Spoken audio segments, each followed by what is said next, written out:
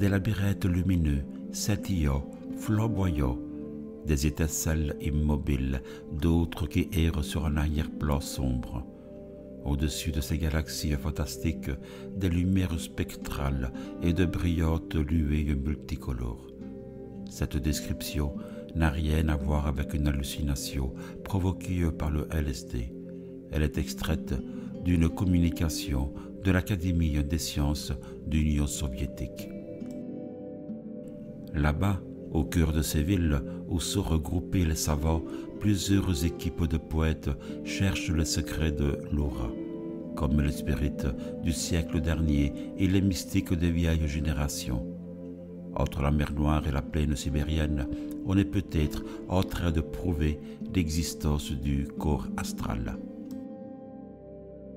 Tout commence en 1939, quand un jeune ingénieur électricien, Seymon Kirlian, est appelé dans son laboratoire de Krasnodar, au nord du Caucase, pour y préparer un appareil d'électrothérapie. En laissant, par accident, traîner sa main près d'une électrode, il reçoit une petite décharge et aperçoit une sorte d'éclair. Kirlian alors se demande ce qui arriverait s'il plaçait une plaque photographique entre sa main et l'étincelle. Au développement, une image flamboyante de ses doigts apparaît, un peu comme une vapeur constellée de points lumineux et d'éclairs. Le jeune ingénieur recommence l'expérience plusieurs fois. L'effet se reproduit. Par contre, s'il tente de photographier des objets inertes, Kirlian n'obtient aucune image. Fasciné par sa découverte, Kirlian entreprend de construire, dans le minuscule 2 pièces qui lui sert d'appartement, une machine qui créerait des champs électriques à haute fréquence avec une oscillation de 200 000 étincelles par seconde entre 2 électrodes.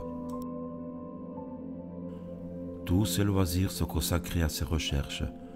Bientôt, sa femme le seconde en permanence. Seymon Kirlian devient vite spécialiste de la photographie sous haute tension. Il conçoit une visionneuse spéciale qui permet même d'observer son fameux effet en direct, sans pellicule ni émulsion sensible.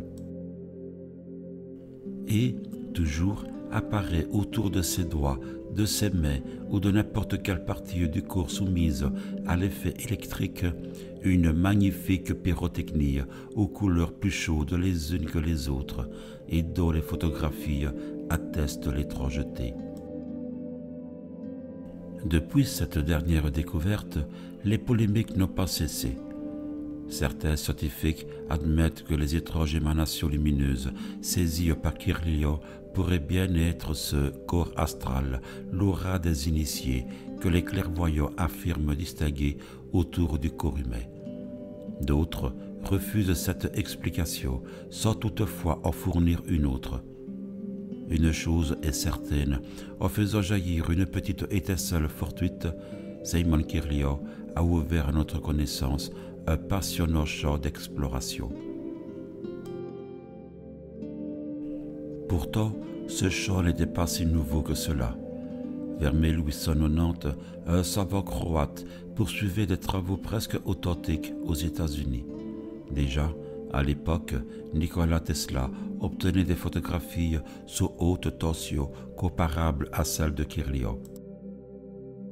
Un peu plus tard, dans les années 30, George Delaware, un chercheur anglais, devait découvrir l'existence de faibles champs de force électromagnétiques autour de diverses parties du corps humain, ainsi qu'à une certaine distance de ces zones. Selon ses recherches, certains de ces champs pouvaient créer des pointes de tension allant jusqu'à 70 000 volts. Il avait même constaté que cette tension variait selon l'état de santé et l'humeur du sujet. Quelques semaines plus tard, Seymon Kirlian allait imposer son nom. On ne parle plus que de l'effet Kirlian. Dans le domaine de la photographie à haute tension, c'est lui qui en a posé les bases scientifiques. Tout objet vivant soumis à une décharge à haute fréquence produit de telles images. mais avec des intensités différentes. Alors que ses travaux commencent à lui apporter une certaine notoriété, Kyrlian voulait toujours impressionner ses visiteurs. Un jour, pour une personnalité de marque, il peaufine sa démonstration.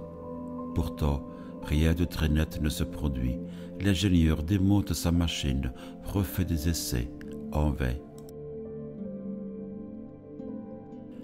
Avec Valentina, sa femme, l'image est par contre d'une extrême netteté. Kyrlian est perplexe.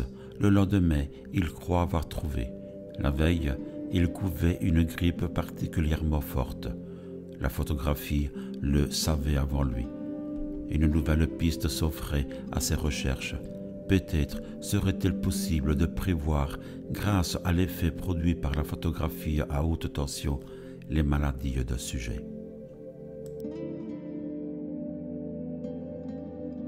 Chez les êtres vivants, à noter Kyrlian, nous voyons les signaux de l'état interne de l'organisme reflétés dans le brillant, le terme et la couleur des flamboiements. La santé interne de l'homme et ses activités intérieures sont inscrites dans les hiéroglyphes de lumière. Nous avons créé un appareil pour écrire ces hiéroglyphes. Nous allons avoir besoin d'aide pour les déchiffrer. Cette aide, l'État soviétique lui en a fourni une partie non négligeable. Depuis 1965, les époux Kyrlian disposent d'un laboratoire officiel, tandis que les instruments qu'ils ont mis au point sont utilisés dans une douzaine de centres. Les découvertes s'accumulent. En photographiant deux feuilles d'apparence identique, les Kyrlian se heurtent à un problème. L'une de ces feuilles donne une image très nette et très colorée, tandis que l'aura lumineuse de l'autre reste floue et imprécise. L'explication ouvrira une autre perspective aux passionnés de l'effet Kyrlian. La première de ces feuilles provenait d'un arbre sain, l'autre avait été cueillie sur un arbre atteint d'une grave maladie.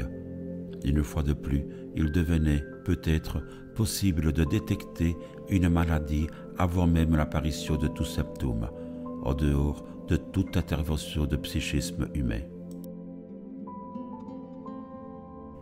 Une autre expérience devait se révéler tout aussi stupéfiante.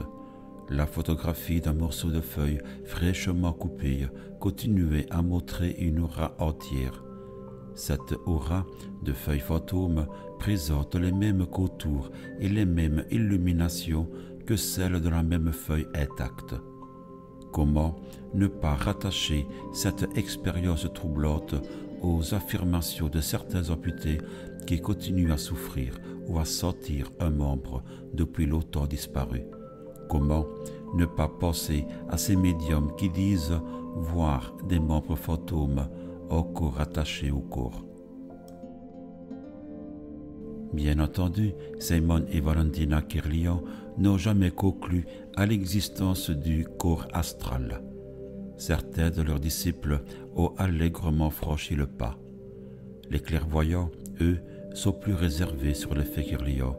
Ils trouvent les photographies décevantes par rapport aux auras vues en état de clairvoyance. Aura ou pas, les équipes soviétiques prennent très au sérieux l'effet Kyrlian.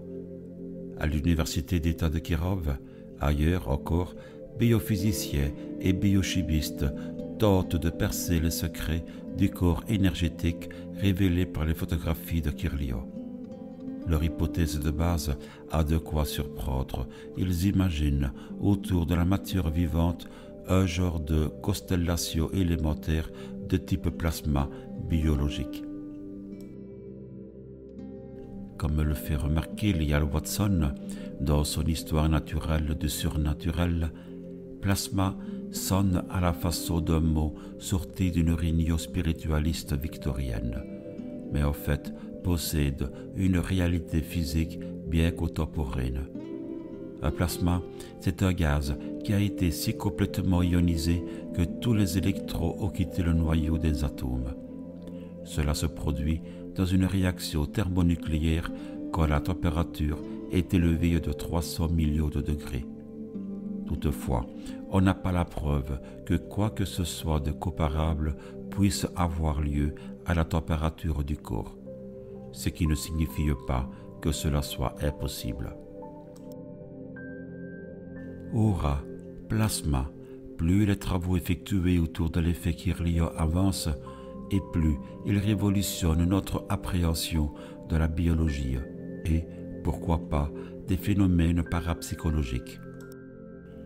Parmi les chercheurs venus à Krasnodar s'entretenir avec le Kirlian, Mikhail Kaikin, un chirurgien de Leningrad. L'aspect de ses mains soumises à l'effet Kirlian le stupéfie. Pourtant, il a beau consulter le manuel, la répartition de ces flamboiements ne correspond à aucun type de concentration nerveuse. L'explication est ailleurs. Elle est en Chine, entre les mains des acupuncteurs qui se transmettent de génération en génération les principes d'une médecine différente. Kaikin en a l'intuition. De retour à Leningrad, il envoie au Kirlian une carte d'acupuncture où figurent 700 zones clés de la peau. Ces points correspondent à peu près exactement à ceux que le Kirlian avait commencé à relever comme les plus lumineux. Pour ceux que les découvertes de Kirlian enthousiasment, de telles révélations suffisent. Les esprits sceptiques ne restent pas moins sceptiques. Selon eux, puisque l'expérience de l'effet ne peut pas être scientifiquement répétée dans de strictes conditions d'expérimentation en laboratoire, elle ne relève pas de la science. Il est certain que les variations de l'aura en fonction du sujet ne facilitent pas l'étude de celle-ci. De même, d'autres ont invoqué la sueur des Kirlian ou la vétusté initiale de leur matériel pour expliquer les changements dans les photographies. La question reste ouverte. Personne, pas même les scientifiques de haut niveau qui étudient quotidiennement les photographies dues à l'effet Kirlian, n'est capable de dire exactement ce qu'elles produisent. Une chose est certaine, les époux Kirlian passeront à la postérité comme, avant eux, Volta, Ampère ou les Curie. Les galaxies de lumière azur, dorée, verte et violette, leur grande avenue éblouissante et étincelante, leur univers de feu ont ouvert sur le monde du vivant une étrange fenêtre qui relie les plus anciennes croyances aux acquis de la science moderne. Une fenêtre qu'on ne refermera qu'une fois l'explication de l'effet Kirlian acquise.